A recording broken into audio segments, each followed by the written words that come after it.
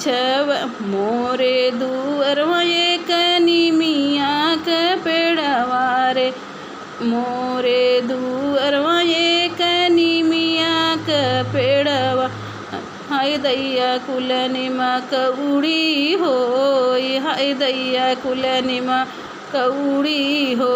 पहिल गईले हम गाँव, पहिल गई हम ही गवनवा। हाय धैले सासू कगो, सासू हमारी दिहली आशीष।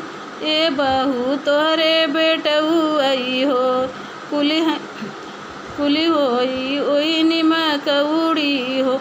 हमरे दुआरे एक निमिया के पेड़वा, हाय दैया सब निमक उड़ी हो। दूसरी पठौनी में गईले ससुरवा, धैली हेले जेठनी का गोड़। जेठनी हमारी दिही ऊहऊ आशीष।